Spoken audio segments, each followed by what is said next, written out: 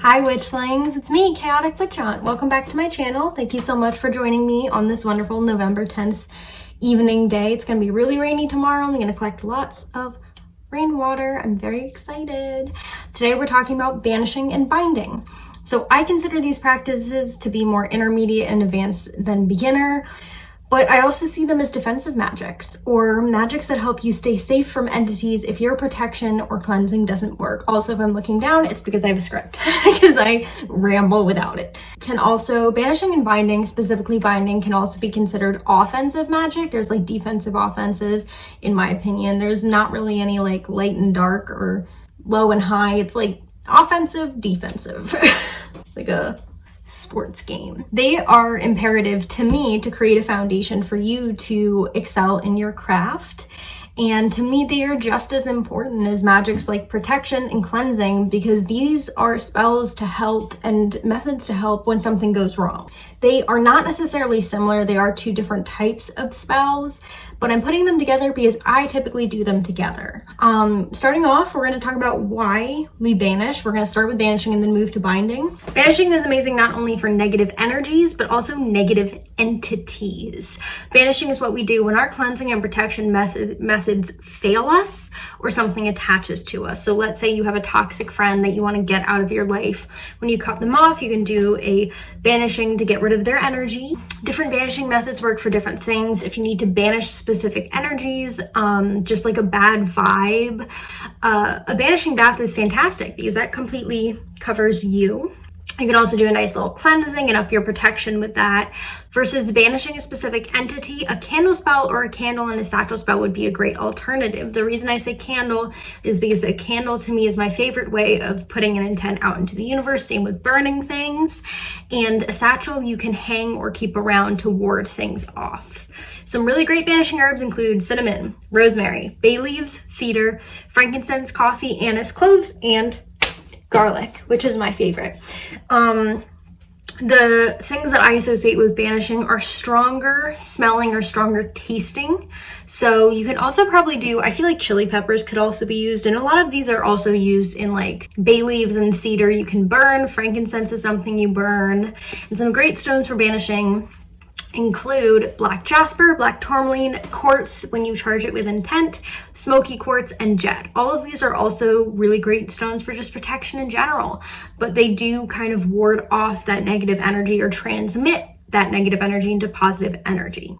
Lots of banishing materials are really similar to protection and cleansing methods, but it is a change of intent. With banishing, I typically do banishing when I feel like something has gotten through my protective wards.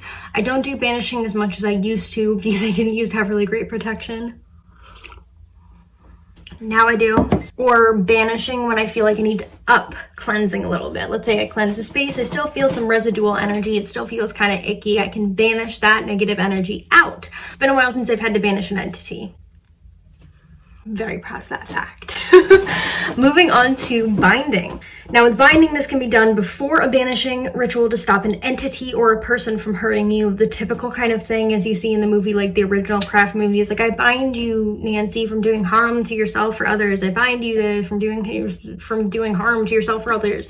I use bindings pretty frequently. It's simple binding, and that can be done with a string and a piece of paper. You write the person's name on it, you do a little tie up, knot spell, or witch's ladder as it's called, and you can do an elaborate binding like tying something to something else, an entity to a stone, or an object, which would be done, you'd have the object, a string, and you'd energetically tie the entity to the object or bind it to the object. So if you need a more intense binding, some particular herbs to use are angelica, calamus root, rose stems. I like morning glory vines, but any type of vines work. Agar or gelatin, molasses, and poppy. You're gonna want to use sleepy or sticky herbs to really kind of get them wrapped up in their own bullshit, kind of. And you can also use snakeskin. So for me, binding is typically used to keep someone from talking ill about me, keep them from harming me or someone else, and they can be bound to something, which I already said. Bindings and banishings are, to me, very important when you're a beginner, even if they're more intermediate, or certain aspects of it are more intermediate. Depending on how strong your binding and banishing is, they can be undone. I've done bindings before to people who I thought were going to harm me. They didn't. In the same vein, you also have unbindings. So let's say a spirit has attached itself to you. You do a banishing, it doesn't work.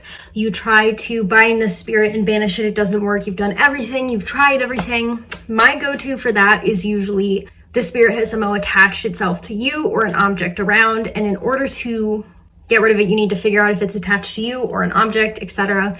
Do an unbinding, which is basically a reversal of a binding, or a cord cutting, which is cutting or an energetic cord, a ritual to do that.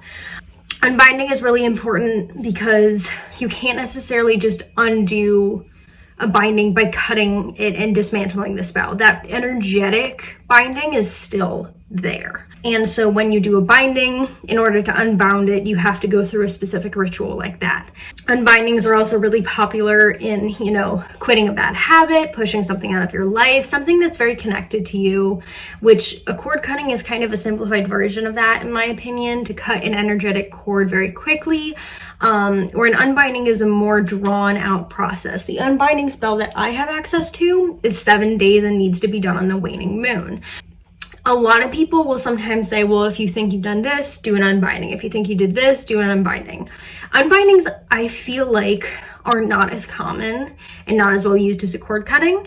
I think they're wonderful. They just do take time, because it's like, if you're getting rid of a bad habit, you need to be proactive about it.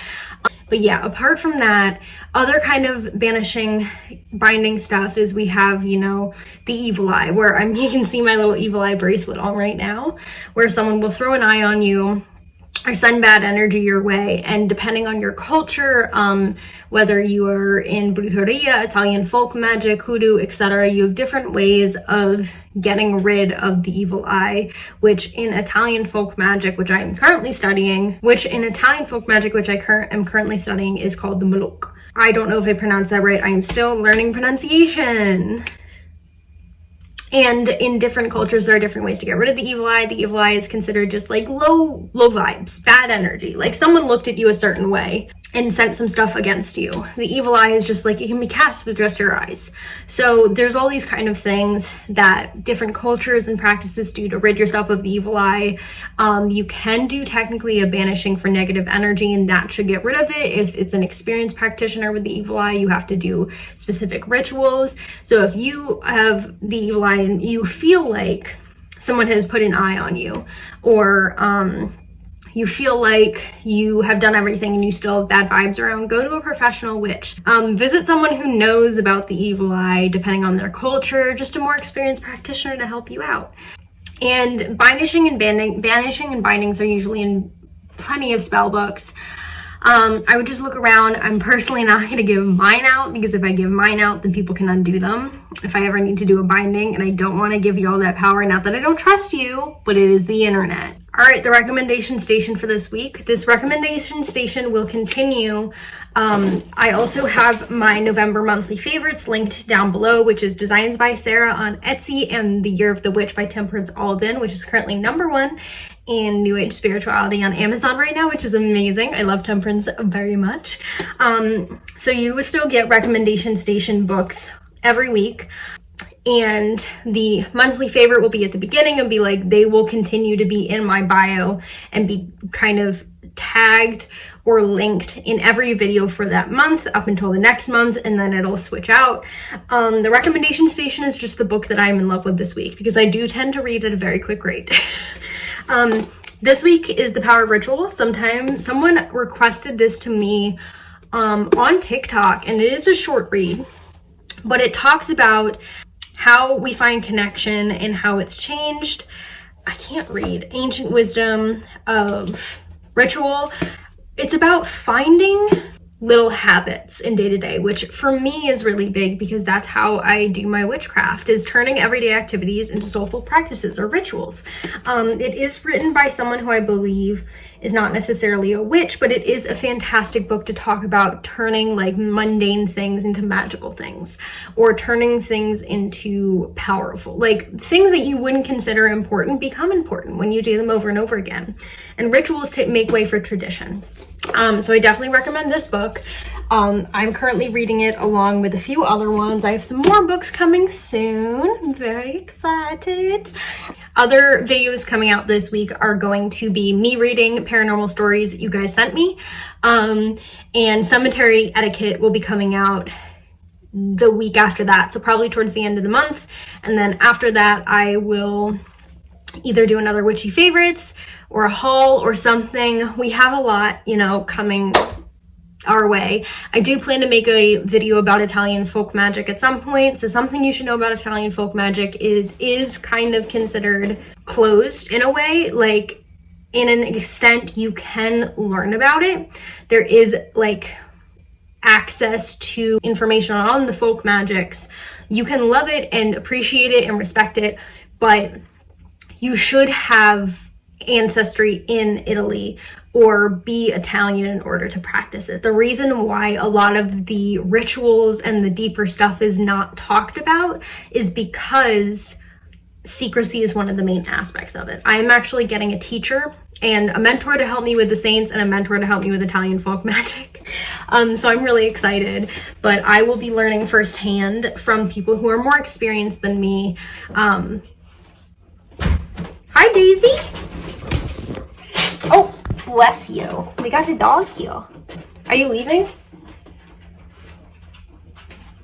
You want to come up on the bed? Come on. Oh, you wanted to be in the video? You wanted to be in the video? Yeah. Okay. I already have people, you know, questioning the validity of me learning Italian folk magic. But yeah, certain aspects of that are going to be kind of kept secret just because I'm, you know, still learning, and there are just certain aspects of it that aren't meant to be shared. You know, all of the information that I will provide will be resources, how to connect with your ancestors, probably working with the saints a little bit, even though I won't share which saints I'm working with, resources on all of those. A way for you to get educational content about connecting with your heritage, especially if your family immigrated here a couple generations ago and, like my family, assimilated and lost a lot of their culture. We weren't allowed to speak Italian. Like, my family just didn't, we had to fit in.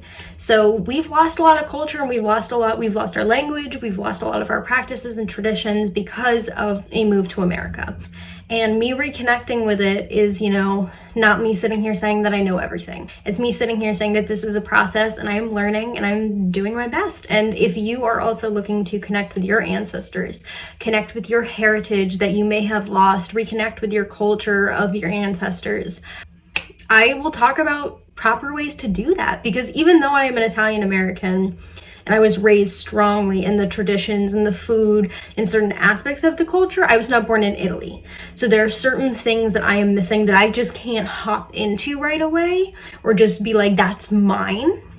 I am rediscovering my heritage, so I'm on the process of that becoming part of my identity, but I'm not quite there yet. Yeah, that's everything. That was a ramble. I told you, if I don't have a script, I ramble. Thank you so much for watching. If you want, you can subscribe, leave a comment, like, whatever you want to do, but also no pressure. And I will see you guys next Wednesday.